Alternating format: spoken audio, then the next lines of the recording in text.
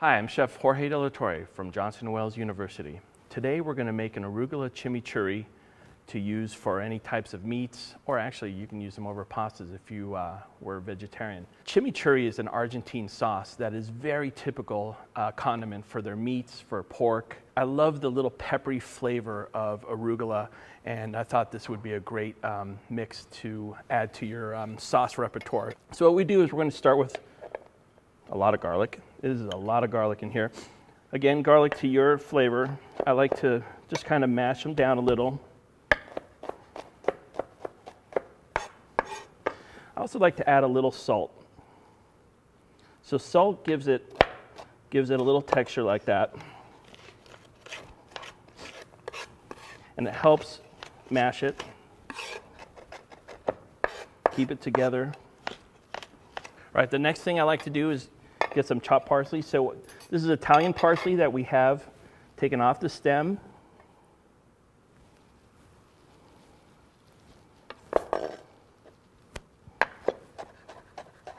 So I'm bringing these together, chopping.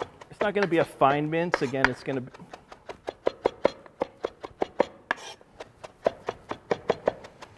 usually in a typical chimichurri, this is all you're going to do is a lot of parsley, more parsley than you ever think, but now we're going to add a little arugula. This is a ready-to-eat food. It's not going to go through any cooking process afterwards. So I made sure, obviously, that my hands were well washed, well cleaned.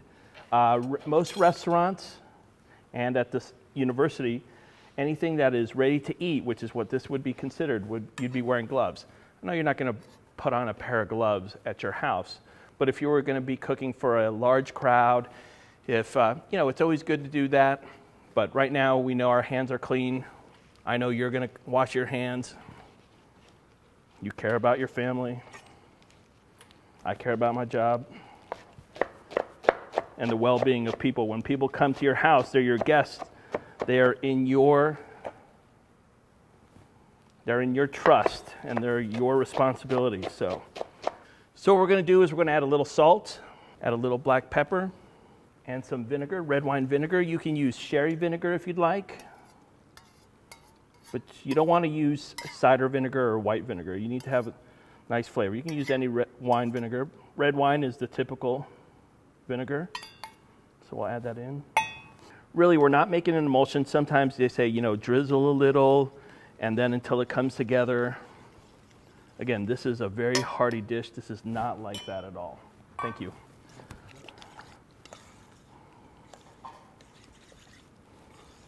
And we're going to use those pizza flakes just a little. If you don't like any, don't use it. But they just add a tiny bit. Not to make it a spicy sauce. It's not what we'd consider a salsa. It's just supposed to add a little nice flavor.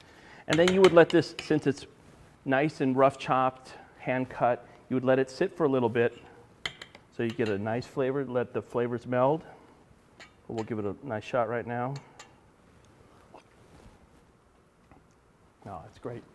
You're checking for salt and pepper to see if there's the right balance of acidity and oil. You get the nice herbal flavors from parsley and arugula, and that's going to help you when you toss it over something as rich as salmon or flank steak or pork. It allows to clean your palate so that you want that next bite. So that's why we add citrus to a lot of the flavors, like when you add lemon to lobster or to fish. They're high in fat, but that lemon zest cleans your palate, allows you to enjoy the next bite. So Calvin here roasted a great, nice piece of salmon. Just salt and pepper, that's all we need. You could do this on the grill, or you could do it in the oven, however you want.